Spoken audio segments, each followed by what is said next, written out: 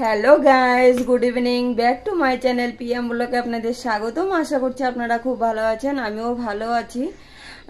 তো এখন হচ্ছে সন্ধ্যা 6:30 বাজে। বাইরে প্রচণ্ড অন্ধকার হয়ে গেছে, বৃষ্টি হচ্ছে। আর এই কদিন ভিডিও দিতে পারিনি, আমার কিছু প্রবলেম ছিল।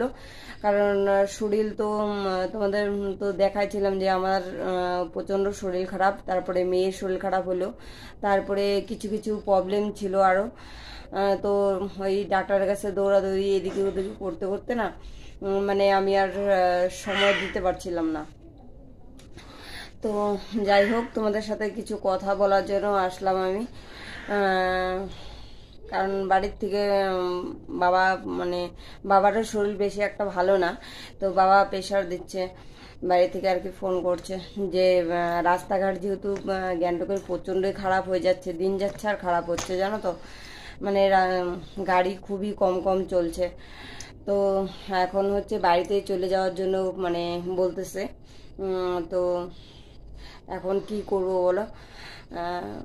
মেয়ে তো পরীক্ষা চলে আসছে পড়াই, আর দুই দুই মাস 3 মাস আছে, 3-4 মাস আছে আর কি টোটালে। তো এখন সিদ্ধান্ত নেওয়া হলো, কারণ ঘর ভাড়া এরকম করে আমার কাজও নাই, তোমরা তো সেটা জানো।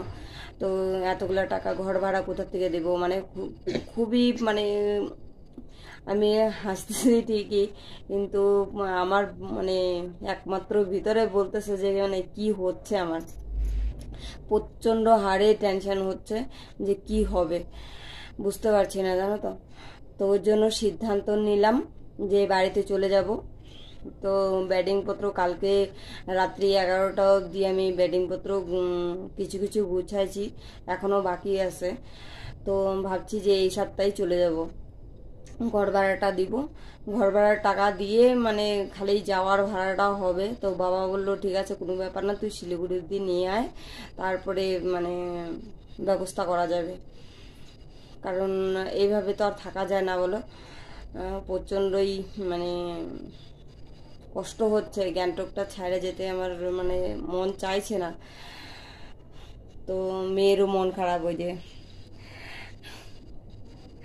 কি গ্যাংটক ছাড়তে ইচ্ছা করছে নাকি? এখন অবধি ওর শরীরটা ঠিক হয়নি, কারণ প্রচণ্ড দুর্বল, আর কাশিটা এখন অবধি যায়নি।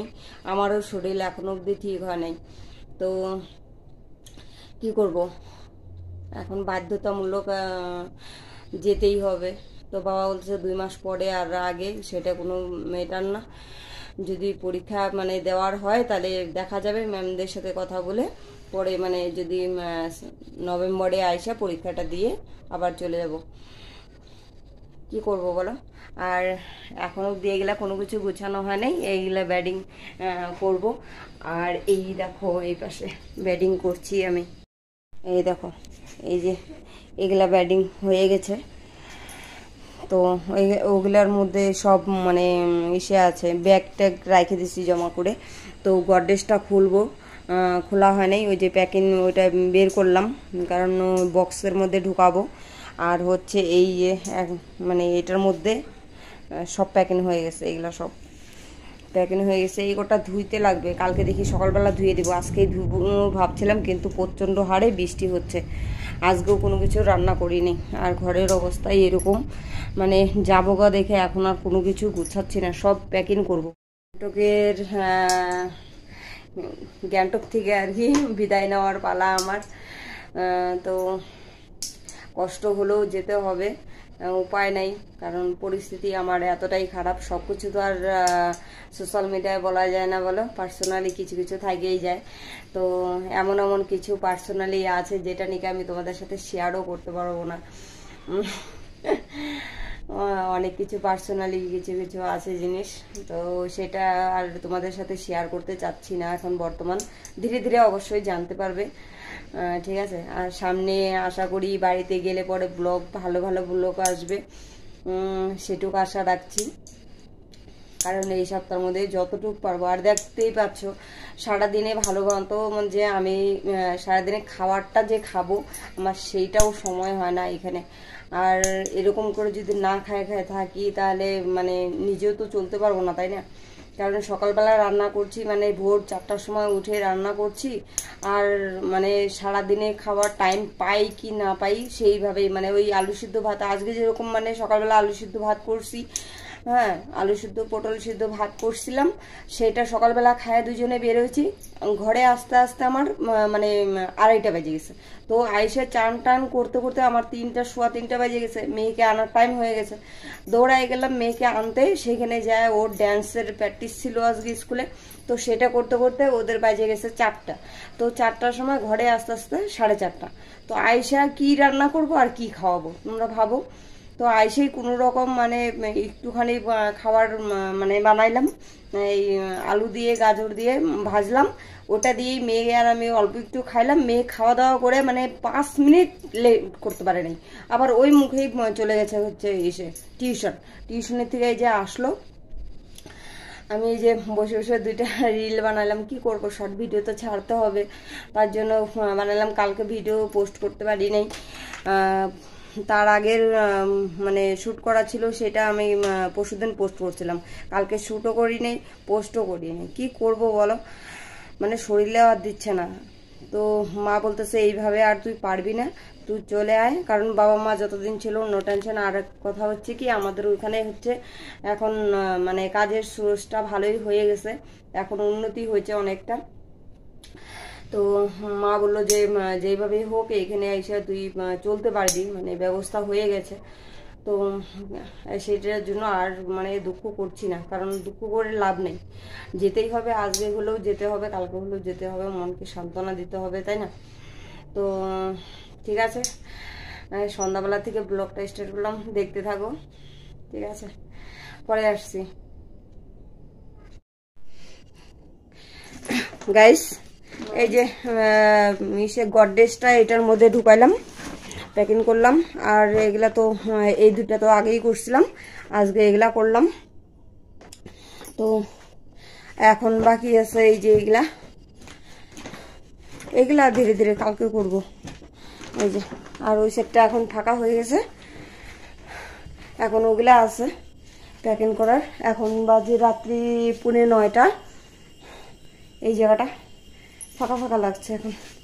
এইটার মধ্যে জামা কাপড় তো এমনি ভাজ ভাজ করা আছে এটার মধ্যে, আর এটার মধ্যে তো অল্প অল্প আছে তো জামা কাপড়, তো করে তারপরে করবো, এই একটার মধ্যে করে তারপরে করব।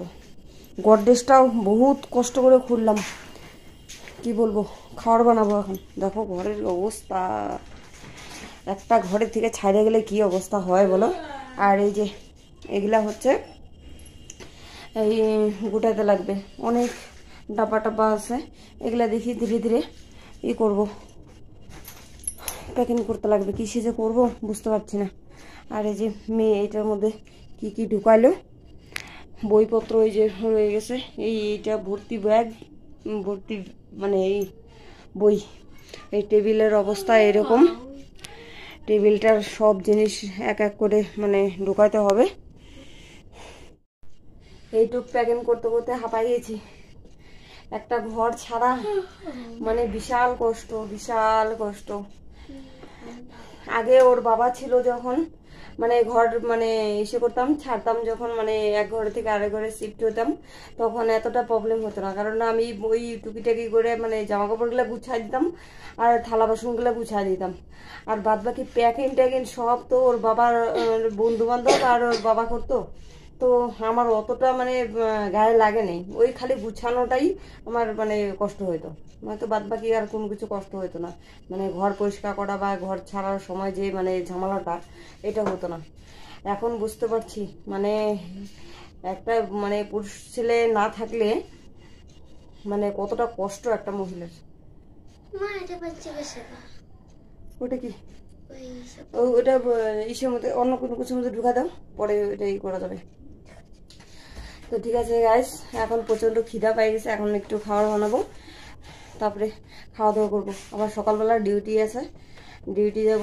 এক জায়গা থেকে টাকা আজকে মানে অনলাইনে ওর ম্যামের কাছে পাঠাই দিছে, তো উঠাইতে লাগবে, উঠাই নিয়ে আসছে, ফোন করছিল আমাকে। তো কালকের মধ্যে টাকাগুলো সব এক জায়গায় জমাট করব, তারপরে গাড়ি কালকে বুকিং করব।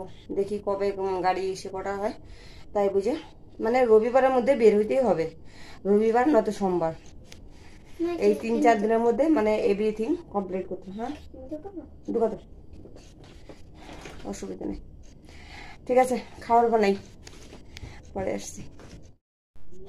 গাইস এখন বাজে হচ্ছে রাত্রি 10টা। তো এখানে যে টমেটোর একটু চাটনি করে নিলাম, আর হচ্ছে এই পরোটা, রাত্রের ডিনার রেডি। এখন খাওয়া দাওয়া করব। আর ঘরের অবস্থা তো খুবই খারাপ, তো ঠিক আছে খাওয়া দাওয়া করে নিই।